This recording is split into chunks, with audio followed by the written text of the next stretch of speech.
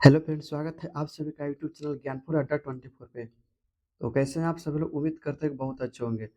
तो आज हम लोग एजुटेरिया का जो बुक है 7500 प्लस एमसीक्यूज वाला, इसमें आज जो हम लोग प्रैक्टिस सेट नंबर 3 को करने वाले हैं। इससे पहले हम लोग प्रैक्टिस सेट 1 और 2 को कर लिए हैं। तो जितने लोग प्रैक्टिस सेट 1 और 2 को क्लास नहीं किए हैं वो लोग हमारे चैनल पे जाइए। वहाँ पे एक एजुटेरियन नाम का प्लेलिस्ट मिलेगा। उस प्लेलिस्ट में जो आपका प्रैक्टिस सेट 1 और 2 का वीडियो मिल जाएगा, या तो इस वीडियो के डिस्क्रिप्शन में भी डाल देंगे 1 और 2 वीडियो का लिंक। आप लोग वहाँ से भी प्रैक्टिस सेट 1 और 2 की क्लास को कर सकते हैं। तो यहाँ पे जो है आपको एजुटेरिया का जो है डेली प्रैक्टिस सेट चल रहा है। तो ये जो है आप लोग किसी भी कॉम्पिटिटिव एग्जाम का तैयारी कर रहे हैं तो जो है सभी के लिए यहाँ से महत्वपूर्ण क्वेश्चन है। ये जो बुक है सभी के लिए महत्वपूर्ण है। तो आप चाहे किसी भी एग्जाम जैसे कि Bihar SSC, BPSC, SSC, railway, banking, teacher, CDS, NDA, किसी भी एग्जाम का तैयारी कर रहे हैं तो आपको जो है ये क्लास बहुत ही फायदेमंद होगा। इस वीडियो को बिना स्किप किए शुरू से अंत तक देखिएगा। इसमें एक प्रैक्टिस सेट में 50 क्वेश्चन होता है, तो डेली हम लोग एक एक सेट जो है कराएंगे। इसमें टोटल जो 150 सेट है, यानी कि जो है आपका 150 दिन में जो है टोटल क्लास कंप्लीट हो जाएगा। और 150 दिन में जो है आपका 7500 क्वेश्चन आपके मन में याद हो जाएगा। तो 7500 क्वेश्चन जो है बहुत बड़ा क्वेश्चन होता है। आप लोग अच्छे से याद रखिएगा तो आप जो है हर एक एग्जाम में बहुत अच्छा स्कोर कर सकते हैं जीके जीएस में। तो जितने लोग इस चैनल पे पहली बार आए उनसे रिक्वेस्ट है कि चैनल को सब्सक्राइब कर लें, ताकि उनको जो है मेरा हर एक क्लास देखने को मिल सके।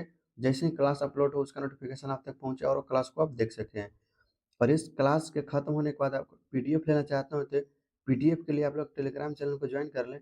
इसका लिंक भी डिस्क्रिप्शन में मिल जाएगा। तो चलिए आज हम लोग प्रैक्टिस सेट नंबर 3 की क्लास को स्टार्ट करते हैं। तो ये है आज का प्रैक्टिस सेट नंबर 3। तो इसकी हम लोग जो है क्वेश्चन को देखते हैं। तो सभी लोग ध्यान से देखिएगा, और जिस जिस क्वेश्चन का आंसर अगर आपको पता हुआ तो कमेंट करके बताते चलिएगा। तो पहला क्वेश्चन है, पंजाब के विलय के संबंध में निम्नलिखित में से कौन सा कथन असत्य है? बताइए सभी लोग, पंजाब के विलय के संबंध में जो है इनमें से कौन सा जो कथन है वो असत्य है?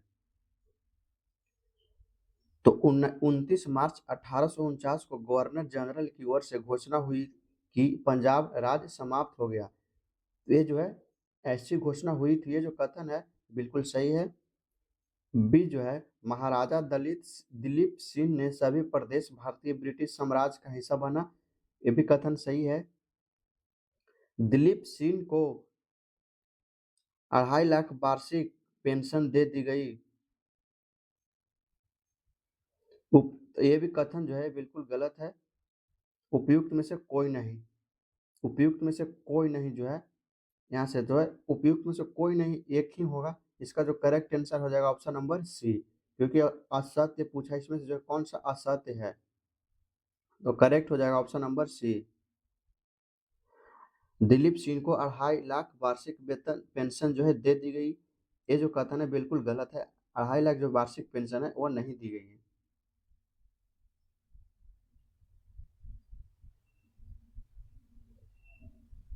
नेक्स्ट क्वेश्चन है, किस वर्ष के भारतीय राष्ट्रीय कांग्रेस की कार्यवाही में महिलाओं ने भाग लेना प्रारंभ किया? किस वर्ष से जो है भारतीय राष्ट्रीय कांग्रेस की कार्यवाही में जो है महिलाओं ने भाग लेना प्रारंभ किया? तो बताइए आप सभी लोग। तो जो है 1889 ईस्वी में जो है भारतीय राष्ट्रीय कांग्रेस की जो है कार्यवाही में जो है वह 1889 से भाग लेना शुरू की थी। इसका जो करेक्ट आंसर है ऑप्शन नंबर बी हो जाएगा। नेक्स्ट क्वेश्चन है, निम्नलिखित में से कौन सा आधुनिक भारतीय इतिहास में घटनाओं के सही कालानुक्रम से जो है इंगित करता है? तो आपको बताना है कि आधुनिक भारतीय इतिहास में जो है घटना, जैसे कि सबसे पहले जो घटना कौन हुआ था और उसके तुरंत बाद कौन हुआ था, उसके बाद कौन हुआ था, उसके बाद जो है कौन हुआ था, तो आपको जो है काल के क्रम में जो है अंकित करना है। तो बताइए सभी लोग, आधुनिक भारतीय इतिहास में जो है सबसे पहला घटना जो है क्या हुआ था? तो सबसे पहले जो है मार्ले मिंटो सुधार घटना हुआ था। तो मार्ले मिंटो कौन से ऑप्शन में है? तो ऑप्शन ए में भी है, बी में तो नहीं है तो ये गलत हो जाएगा। मार्ले सी में भी है और डी में नहीं है। तो बाकी के दो ऑप्शन तो यहाँ से हम लोग को गलत हो गया, बाकी दो ऑप्शन बचा है। तो मार्ले मिंटो सुधार के बाद जो है वह कौन सा घटना हुआ था? तो उसके बाद जो है जलियांवाला बाग हत्याकांड हुआ था। तो जलियांवाला बाग जो है वो कौन से ऑप्शन में है? तो ऑप्शन ए में है। ऑप्शन ए में नहीं है। गांधी इरविन समझौता आ गया था। यहाँ पे कथन भी गलत हो गया, ये भी गलत हो गया। बाकी जो हो गया ऑप्शन नंबर सी जो है बिल्कुल सही हो जाएगा। जलियांवाला बाग त्रासदी के बाद जो है गांधी इरविन समझौता हुआ था, उसके बाद अगस्त प्रस्तावना हुआ था। तो इसका जो करेक्ट आंसर है वो ऑप्शन नंबर सी हो जाएगा। नेक्स्ट है भारत छोड़ो प्रस्ताव की निम्नलिखित में से कौन अनुशंसा की थी? भारत छोड़ो प्रस्ताव की जो है कौन किसने जो है अनुशंसा की थी? तो बताइए सभी लोग। तो ये जो है जवाहरलाल नेहरू ने किया था। भारत छोड़ो प्रस्ताव की जो है अनुशंसा जो है जवाहरलाल नेहरू किए थे। इसका जो correct answer option number D हो जाएगा। नेक्स्ट है किस स्वतंत्रता संग्राम सेनानी ने लाठी और अखाड़ा क्लब की स्थापना की? बताइए सभी लोग किस स्वतंत्रता सेनानी संग्राम सेनानी जो है लाठी और अखाड़ा क्लब की जो है स्थापना की? ये जो है बाल गंगाधर तिलक ने किए थे। इसका जो correct answer option number D हो जाएगा। बाल गंगाधर तिलक जो है वह लाठी और अखाड़ा क्लब की जो है स्थापना किए थे। नेक्स्ट 1942 में भारत छोड़ो आंदोलन के दौरान शहीद हुए किस महिला को बूढ़ी गांधी कहा जाता है? तो बताइए आप सभी लोग 1942 में जो भारत छोड़ो आंदोलन के दौरान शहीद जो हुई महिला थी वो जो है किसको बूढ़ी गांधी कहा जाता है? तो बताइए सभी लोग। आपके सामने ऑप्शन है बीना चटर्जी, ऑप्शन बी में उषा मेहता, ऑप्शन सी में है मातंगनी हाजरा, ऑप्शन डी में लक्ष्मी सहगल। तो किसको जो है बूढ़ी गांधी कहा जाता है? ये जो है मातंगनी हाजरा को बूढ़ी गांधी कहा जाता है। इसका जो करेक्ट आंसर है वो ऑप्शन नंबर सी हो जाएगा। नेक्स्ट क्वेश्चन है दीनबंधु सार्वजनिक सभा की स्थापना किसके द्वारा की गई थी? दीनबंधु सार्वजनिक सभा की जो स्थापना है वो किसके द्वारा की गई थी? तो ये जो है ज्योतिबा फुले के द्वारा की गई थी। ज्योतिबा फुले के द्वारा जो है दीनबंधु सार्वजनिक सभा की स्थापना की गई थी। इसका जो correct answer option number C हो जाएगा। नेक्स्ट क्वेश्चन है सैयद वंश के सुल्तानों का सही कालानुक्रम क्या है? सैयद वंश में जो है कालानुक्रम से जो है आपको सजाना है कि सैयद वंश में जो सबसे पहले कौन आया था, उसके बाद कौन आया था, उसके बाद कौन आया था। तो उसी के आधार पे जो आपका कूट दिया हुआ है इनमें से आपका जो है कौन सा ऑप्शन सही होगा। तो बताइए सबसे पहले सैयद वंश के सुल्तान में जो है सबसे पहले कौन आया था? तो सबसे पहले जो है खिज्र खां आया था, और उसके बाद जो है मुबारक शाह आया था, और उसके बाद जो है मोहम्मद शाह आया था, और उसके बाद जो है अलाउद्दीन आलम शाह आया था। तो पहले कौन आया था? तो पहले खिज्र खां आया था। तो पहले जो हो जाएगा पहला में जो हो जाएगा एक जिसमें है वो होगा। तो एक तो सभी ऑप्शन में है। उसके बाद जो है कौन आया था? तो उसके बाद जो है मुबारक शाह आया था। तो दूसरा नंबर पे 3 कौन में है? तो दूसरा नंबर पे 3 ए में भी है और बी में नहीं है, तो ये गलत हो जाएगा, और डी में भी नहीं है। तो 3 जो है ए और सी दोनों में है। उसका मुबारक शाह के बाद जो है कौन आया था? तो मुबारक शाह के बाद जो है मोहम्मद शाह आए थे। तो मोहम्मद शाह ऑप्शन में जो है तीसरा में जो है दो कौन हो जाएगा 3 नंबर पे? तो 3 नंबर पे 2 इसमें है, इसमें 4 है, तो गलत हो जाएगा। उसके बाद जो है अलाउद्दीन खिलजी। तो ये जो है इसका सही क्रमानुक्रम शाह है। इसका जो करेक्ट आंसर हो जाएगा वो ऑप्शन नंबर जो है सी हो जाएगा।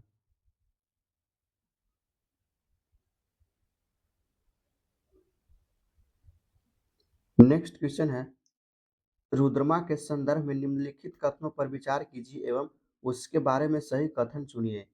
क्या कह रहा है? रुद्रमा के संदर्भ में जो आपको निम्नलिखित कथनों पर विचार कीजिए एवं उसके बारे में सही कथन चुनिए। तो बताइए आपके सामने 2 कथन दिया हुआ है। रानी रुद्रमा वारंगल के काकतीय वंश की चौथी स्वतंत्र शासिका थी। क्या ये कथन सही है? और उसके बाद जो है उसने दक्षिण तमिलनाडु के पांड्य, उड़ीसा के पूर्वी गंगा शासकों, देवगिरी के सेवना शासकों को पराजित किया। तो ये जो कथन है पहला और कथन जो है और दूसरा जो कथन है ये दोनों कथन सही है। इसका जो करेक्ट आंसर हो जाएगा ऑप्शन नंबर सी हो जाएगा। इसका जो करेक्ट आंसर हो जाएगा ऑप्शन नंबर सी। 1 और 2 दोनों जो है कि सही है।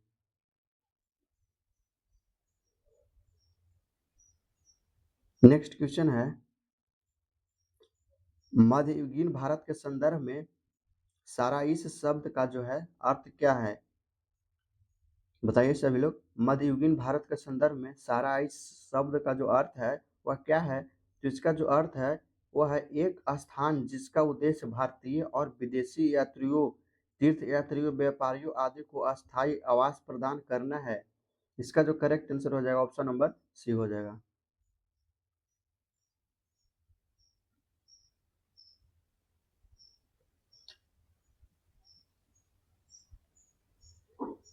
निम्नलिखित कथनों पर विचार कीजिए। आपके सामने फिर कथन दिया हुआ है और उसके साथ ऑप्शन दिया हुआ है। तो देखिए कौन सा कथन जो है सही है, कौन सा कथन गलत है। तो इल्तुतमिश ने सिजदा तथा पेबोस सम्राट के पैर चूमना की प्रथा राजा के प्रति सम्मान अभिवादन दर्शन के रूप में आरंभ की। तो नहीं, ये जो कथन है वो गलत है।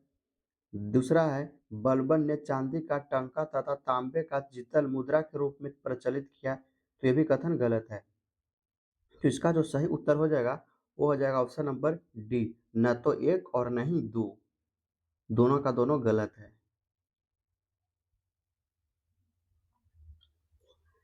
निम्नलिखित में से कौन गुप्तकालीन प्रशासनिक विभाजन का सही अनुक्रम है? बताइए सभी लोग, इनमें से जो है कौन गुप्तकालीन प्रशासनिक विभाजन का सही अनुक्रम है?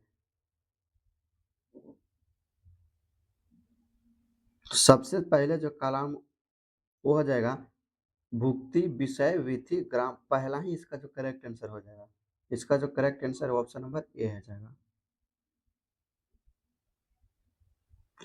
निम्नलिखित में से कौन सा मंदिर वास्तुकला की वेसर शैली का उदाहरण है? कौन सा मंदिर जो है वास्तुकला की वेसर शैली का उदाहरण है? तो ये जो हो जाएगा वो होयसलेश्वर मंदिर। होयसलेश्वर मंदिर जो इसका correct answer option number A हो जाएगा।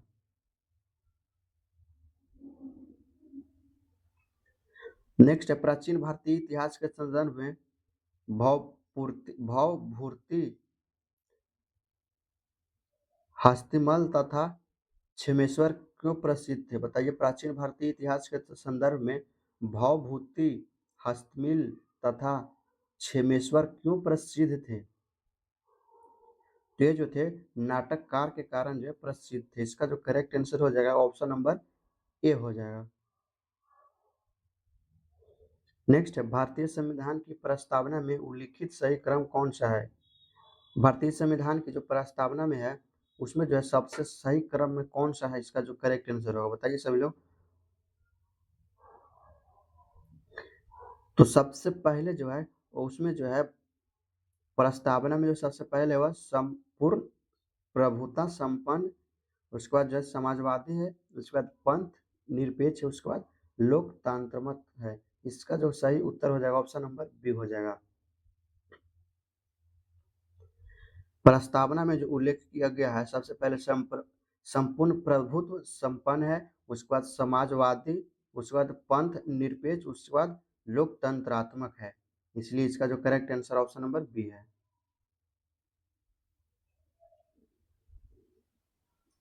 नेक्स्ट है, पंचायती राज के संदर्भ में कौन सा कथन सत्य है? बताइए सभी लोग, पंचायती राज के संदर्भ में जो कौन सा कथन सही है? तो आपके सामने ऑप्शन ए में दिया हुआ है, पंचायत समिति और जिला परिषद अध्यक्ष प्रत्यक्ष निर्वाचित सदस्यों से गठित होते हैं। तो नहीं, ये जो कथन है वो गलत है। नेक्स्ट है, पंचायत स्तर चुनाव लड़ने की न्यूनतम आयु 18 वर्ष होती है। नहीं, पंचायत की जो स्तर चुनाव होती है उसका लड़ने का जो उम्र होता है वो 18 नहीं होता है, क्योंकि वोट देने का उम्र जो है 18 होता है, लेकिन लड़ने का उम्र 18 नहीं होता है। तो ये कथन जो है गलत है। पंचायती राज संस्थाओं का चुनाव राज्य चुनाव आयोग के पर्यवेक्षण में होता है। तो यह कथन जो है बिल्कुल सही है। इसका जो करेक्ट आंसर हो जाएगा ऑप्शन नंबर सी हो जाएगा। पंचायती राज संस्थाओं का चुनाव राज्य चुनाव आयोग के जो है पर्यवेक्षण में होता है। नेक्स्ट क्वेश्चन है, केंद्र और राज्य के मध्य वैधानिक शक्तियां का बंटवारा किस अनुसूची में वर्णित है? केंद्र और राज्य के मध्य वैधानिक शक्तियों का बंटवारा जो है किस अनुसूची में वर्णित है? तो बताइए सभी लोग। ये जो है 7वीं अनुसूची में वर्णित है। नेक्स्ट, मौलिक अधिकारों को लागू करने के लिए किस न्यायालय द्वारा जारी किया जा सकता है? मौलिक अधिकारों को लागू करने के लिए जो है किसी न्यायालय द्वारा जारी किया जा सकता है। तो क्या जारी किया जा सकता है? तो जो है समादेश जारी किया जा सकता है। मौलिक अधिकारों को लागू करने के लिए किसी न्यायालय द्वारा जो है समादेश जारी किया जा सकता है। नेक्स्ट है, प्राकृतिक पर्यावरण की रक्षा किस प्रकार का संवैधानिक अधिकार है? प्राकृतिक पर्यावरण की रक्षा जो है किस प्रकार का संवैधानिक अधिकार है? ये जो हमारा हो जाएगा मौलिक कर्तव्य अधिकार है। पर्यावरण की रक्षा करना जो है हमारा मौलिक कर्तव्य है। इसका जो correct answer option number A हो जाएगा। नेक्स्ट है, भारत ध्वज संहिता के प्रावधानों के अनुसार भारतीय निकाय के मानकों को लागू करने के लिए निम्नलिखित निकायों में से कौन सा प्रभारी है? तो हो जाएगा भारतीय मानक ब्यूरो। इसका जो correct answer option number C हो जाएगा। नेक्स्ट है, नीचे दिए गए 4 युग्मों में से कौन सा युग्म सही सुमेलित नहीं है? आपको बताना है कौन सा युग्म जो है सही सुमेलित नहीं है। तो शुष्क वन अनुसंधान संस्थान जो है जोधपुर में है, तो बिल्कुल सही है, जोधपुर में ही है। शुष्क वन अनुसंधान जो है वह संस्था जो है जोधपुर में है। और उसके बाद जो है हिमालय हिमालयन वन अनुसंधान संस्थान देहरादून में है, तो नहीं, ये गलत है। नेक्स्ट, वर्षा वन अनुसंधान संस्थान जो है जोरहाट में है, तो ये भी सही है। उष्ण कटिबंधीय वन अनुसंधान संस्थान जो है जबलपुर में भी सही है। तो क्या पूछ रहा है इनमें से कौन सी युग्म जो सुमेलित नहीं है? कौन सा सुमेलित नहीं है? तो जो है बी वाला सुमेलित नहीं है। इसका जो करेक्ट आंसर हो जाएगा ऑप्शन नंबर जो है बी बिल्कुल करेक्ट हो जाएगा।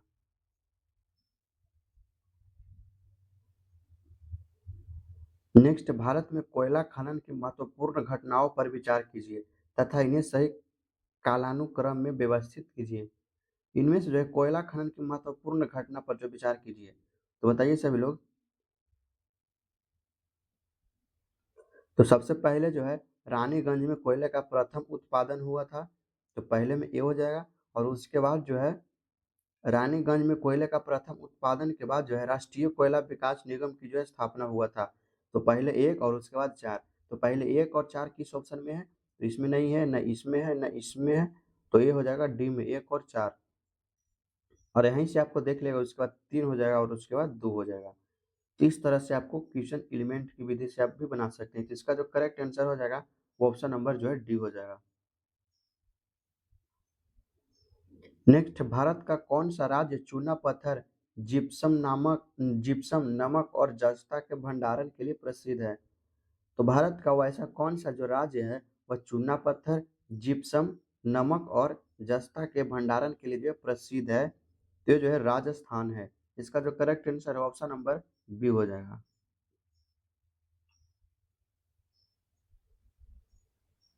नेक्स्ट है, भारत की 2011 की जनगणना के अनुसार भारत की नगरीय जनसंख्या की प्रतिशत जो है कितना था? तो बताइए, भारत की 2011 की जनगणना के अनुसार जो है भारत की नगरीय जनसंख्या का प्रतिशत जो है कितना था? तो जो था वो 31.2% था। इसका जो करेक्ट आंसर हो जाएगा ऑप्शन नंबर बी हो जाएगा। नैनो टेक्नोलॉजी का जनक जो है किसे कहा जाता है? तो नैनो टेक्नोलॉजी का जो जनक है वह रिचर्ड फेनमैन को कहा जाता है। रिचर्ड फेनमैन जो इसका करेक्ट आंसर हो जाएगा। नेक्स्ट क्वेश्चन है, निम्नलिखित में से किस सिद्धांत पर रॉकेट कार्य करता है? बताइए सभी लोग, इनमें से जो है किस सिद्धांत पर जो है रॉकेट कार्य करता है? तो रॉकेट जो है वह रेखीय गति के संरक्षण पे कार्य करता है। इसका जो करेक्ट आंसर हो जाएगा वो ऑप्शन नंबर सी हो जाएगा। नेक्स्ट क्वेश्चन है, इको साउंडिंग का प्रयोग होता है। इको साउंडिंग का जो प्रयोग होता है वह किसके लिए होता है? तो यह जो है समुद्र की गहराई मापने के लिए होता है। इको साउंडिंग का जो प्रयोग है वह समुद्र की गहराई मापने के लिए होता है। इसका जो करेक्ट आंसर हो जाएगा वह ऑप्शन नंबर ए हो जाएगा। नेक्स्ट है सोलर सेल निम्न में किससे बने होते हैं? सोलर सेल जो होता है वह किस चीज से बना होता है बताइए सभी लोग? वो जो है अर्धचालक से बना होता है। सोलर सेल जो है वह अर्धचालक से बना होता है। इसका जो करेक्ट आंसर हो जाएगा वह ऑप्शन नंबर बी हो जाएगा। नेक्स्ट क्वेश्चन है ऐसी वर्षा जिसमें सल्फ्यूरिक एसिड या नाइट्रिक एसिड के घटक शामिल होते हैं और इसका पीएच मान 4.5 से कम होता है वह क्या कहलाता है? ऐसी वर्षा जिसमें सल्फ्यूरिक एसिड या नाइट्रिक एसिड के घटक शामिल होते हैं और इसका जो है पीएच मान 4.5 से जो है कम होता है तो वह जो है अम्ल वर्षा कहलाता है। इसका जो करेक्ट आंसर हो जाएगा वो ऑप्शन नंबर जो है बी हो जाएगा। नेक्स्ट है जहरीली गैसों को खत्म करने के लिए उत्प्रेरक रूपांतरों में निम्नलिखित में से किस धातु का जो है उपयोग उत्प्रेरक के रूप में किया जाता है? तो बताइए सभी लोग। ये जो है रेहोडियम की किया जाता है। रेहोडियम को जो है किया जाता है। जहरीली गैसों को खत्म करने के लिए जो है उत्प्रेरक रूपांतरों में जो है रेहोडियम धातु का जो है प्रयोग किया जाता है। इसका जो करेक्ट आंसर हो जाएगा ऑप्शन नंबर सी हो जाएगा। नेक्स्ट है सूक्ष्म पोषक जो शर्करा के परिवहन सीए के उपयोग और कोशिका विभाजन में जो महत्वपूर्ण है।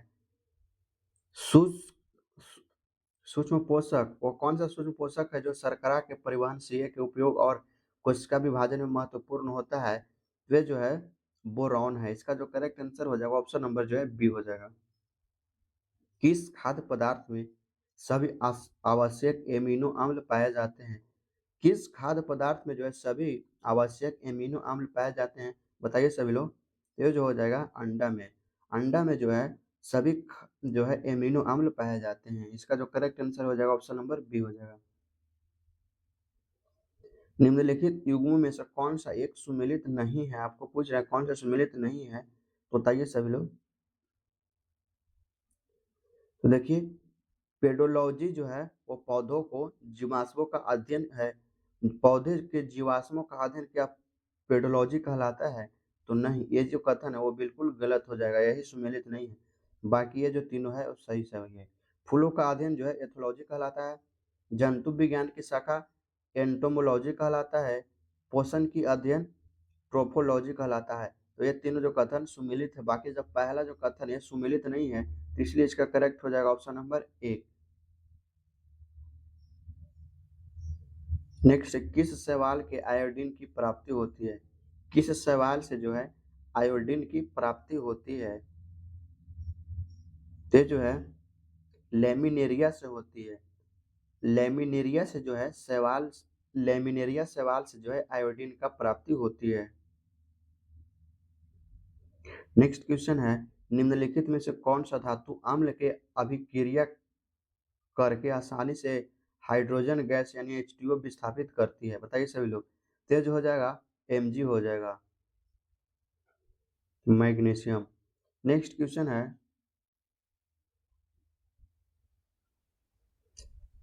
हरगोविंद खुराना को किस आविष्कार के लिए सम्मानित किया गया? हरगोविंद खुराना को जो है किस आविष्कार के लिए जो है सम्मानित किया गया? बताइए सभी लोग। तो इनको जो है जीन के संश्लेषण के लिए जो है सम्मानित किया गया। इसका जो करेक्ट आंसर हो जाएगा ऑप्शन नंबर बी हो जाएगा।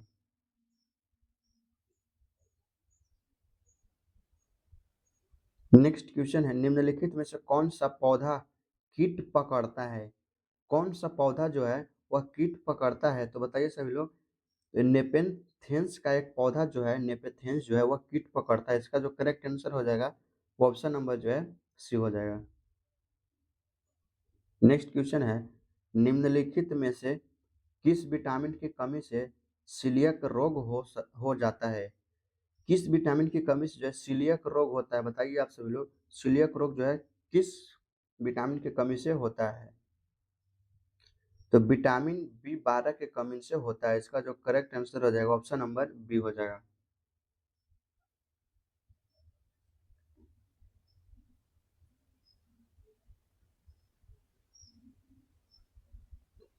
कोशिकाओं में मौजूद जेली जैसा तरल पदार्थ कहलाता है।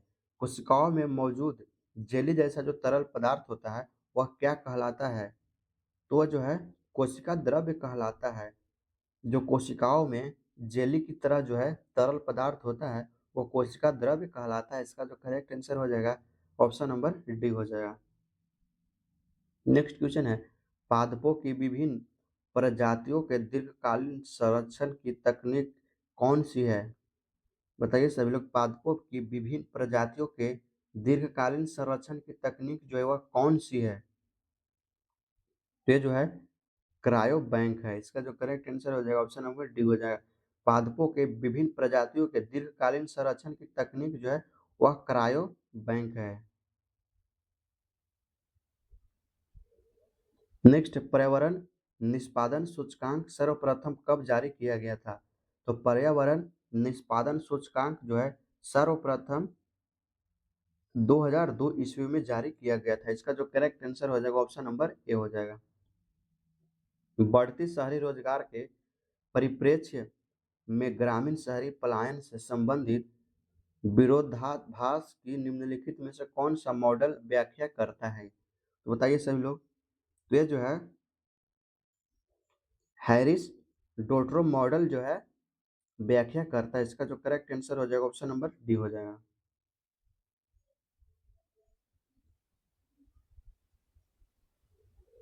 नेक्स्ट क्वेश्चन है, सूचियों को सूची 2 के साथ जो है सम्मिलित करना है और इसको जो है सही उत्तर चुनना है। तो बताइए आप सभी लोग, मधुबनी जो है वह कहाँ पे है? तो मधुबनी जो है वो आपका बिहार में है। तो देखिए ए में जो है 4 कहाँ पे दिया हुआ है? तो देखिए ए में जो है आपका 4 जो है सभी में दिया हुआ है। आगे हम लोग देखते हैं लोपाक्षी जो है कहाँ में है? बताइए सभी लोग, लोपाक्षी जो है वह कहाँ में है? तो लोपाक्षी जो है ये आपका आंध्र प्रदेश में है। लोपाक्षी आंध्र प्रदेश में है। तो देखिए बी में 3 किस किस में दिया हुआ है? तो बी में 3 एक में नहीं दिया हुआ तो ये गलत हो जाएगा। बी में 3 और किस में दिया हुआ है? तो बी में 3 सी में भी नहीं दिया हुआ है। लेकिन बी में 3 जो है बी और डी दोनों में दिया हुआ है। और अब देखते हैं, 2 ऑप्शन तो हम लोग छांट दिए हैं, बाकी 2 ऑप्शन को छांटना है। अब देखिए पटचित्र जो है वह कहाँ में है? तो पटचित्र जो है वह उड़ीसा में है। तो पटचित्र यानी कि सी जो है सी में 1 किस में दिया हुआ है? तो सी में जो है 1 किस में दिया हुआ है? तो हमारे सामने 2 ऑप्शन ये था, तो इसमें नहीं दिया हुआ है तो गलत हो जाएगा और सी में 1 जो है इसमें दिया हुआ है। और उसके बाद जो है बार्ली जो है महाराष्ट्र में है। तो डी में जो है दूध दिया हुआ है, तो डी में जो है दूध दिया हुआ है। इसका जो करेक्ट आंसर बच गया वो डी हो जाएगा। इसका जो सही है वह ऑप्शन नंबर डी बिल्कुल सही उत्तर है।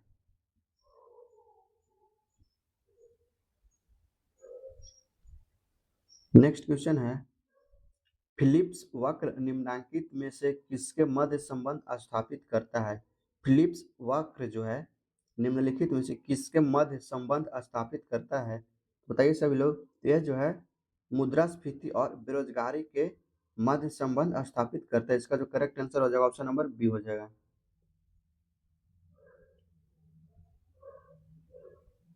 नेक्स्ट क्वेश्चन है, सूची 1 को सूची 2 के सुमेलित कीजिए तथा नीचे दिए गए कोड का उपयोग कर सही उत्तर चुनिए। बताइए आप सभी लोग, कहलगांव, खरगोन, कोरबना, कुड ये जो दिया हुआ है ये सब जो है कि कहाँ में स्थित है आपको ये बताना है। तो कहलगांव जो है ये आपका बिहार में है। तो देखिए अगर सभी का आपको पता नहीं होगा तो आप लोग जो किस तरह से बनाना है, तो पहले आपको एक अगर एक को 2 को पता है तो पहले देखिए किस कौन कौन से आपको पता है। तो जैसे हमको पता है कि कहलगांव जो है बिहार में है, तो आपको देखना है कि ए का जो है 2 किस ऑप्शन में दिया हुआ है। तो ए का जो है 2 जो है ऑप्शन ए में भी दिया हुआ है और डी में भी दिया हुआ है। बाकी सी बी और सी में नहीं दिया हुआ है। तो यहाँ से आपको जो है मान लेना है कि ये दोनों जो कथन हो जाएगा वह गलत हो जाएगा। इसमें नहीं दिया हुआ है, कहलगांव जो है बिहार में है। तो ए में जो है 2 होना चाहिए। तो ए में 2 कौन-कौन में है? तो बाकी बच गया ए और डी में है। तो आपको 2 ऑप्शन बच गया। अगर आपको इसमें से किसी और को आंसर पता हो, जैसे कि हमें पता है कि कुडगी जो है वह कर्नाटक में है। कुडगी जो है वह कहाँ में है, तो कर्नाटक में है। तो देखना है आपको डी में जो है 3 किस ऑप्शन में दिया हुआ है। तो डी में 3 जो है इस इसमें नहीं देखना है, क्योंकि ये दोनों तो कथन गलत है पहले से ही। तो डी में जो है 3 किस में है, तो डी में 3 जो है वह 4 में नहीं है, तो ये भी गलत हुआ जाए इसमें। और डी में 3 जो है ये आपको दिया हुआ कहाँ पे, तो 3 जो है यहाँ पे दिया हुआ है। तो इसलिए इसका जो करेक्ट आंसर हो जाएगा वो ऑप्शन नंबर डी हो जाएगा। तो इस तरह से आपको बताना है। अगर आपको चारों नहीं याद है, अगर एक या दो को भी याद है, तो आपका जो है इस तरह से क्वेश्चन इसी तरह से बनाना है। तो कैसे बन गया, दो को हमको याद था, तो उसके हिसाब से जो है हम लोग को यहाँ पे ऑप्शन नंबर डी बिल्कुल सही हो जाएगा। नेक्स्ट क्वेश्चन है, निम्नलिखित जोड़ों में से कौन सा जोड़ सही सुमेलित नहीं, यहाँ से पूछ रहा है। तो बताइए, एडम स्मिथ जो है बेल्स ऑफ नेशन, जेव एम्स की जो है general theory of employment, interest and money से संबंधित है। गुनार मीडर जो एशियन ड्रामा से संबंधित है। कार्ल मार्क्स जो है principles of politics, economy and taxation से संबंधित है। तो बताइए इनमें से कौन सा जो है सुमेलित नहीं है।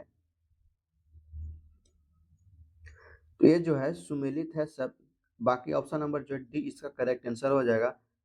कार्ल मार्क्स जो है principles of political economy and taxation से संबंध सुमेलित नहीं होगा। इसका correct answer option number D हो जाएगा।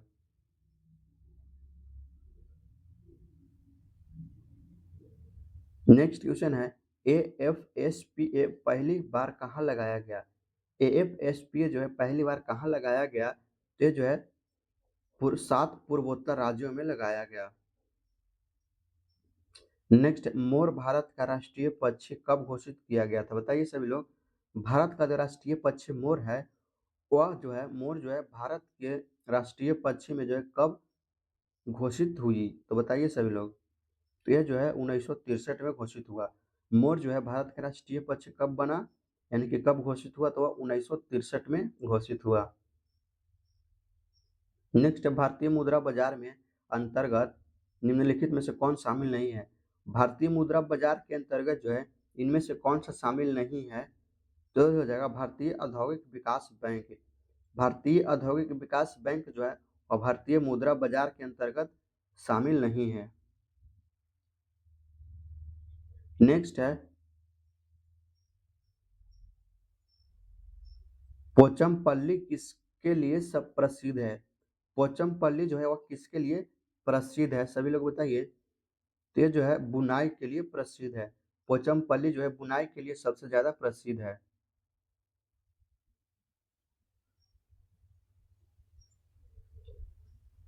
तो आज हम लोग प्रैक्टिस सेट नंबर 3 को कर लिए हैं। आपको बताए थे कि प्रैक्टिस सेट, हर एक प्रैक्टिस सेट में 50 क्वेश्चन होता है। तो अब आप लोग बताइए कि 50 क्वेश्चन में से जो है कितने क्वेश्चन जो है आप लोग सही कर पाए हैं, वो जो है कमेंट करके बताइए नीचे कमेंट बॉक्स में। और जितने लोग अभी तक चैनल को सब्सक्राइब नहीं किए हैं, वो चैनल को भी सब्सक्राइब कर लें, और वीडियो पसंद आया तो वीडियो को भी लाइक कर दें। और इसका पीडीएफ लेने के लिए आप लोग हमारे टेलीग्राम चैनल को ज्वाइन कर लिए। टेलीग्राम चैनल पे जो सारा क्लास का पीडीएफ नोट्स अपलोड हो जाता है, तो आप लोग जो खुद से रिवीजन कर सकते हैं पीडीएफ लेकर। तो चलिए मिलते हैं हम लोग फिर कल जो है किसी नेक्स्ट क्लास में। आज के इस क्लास में इतना ही।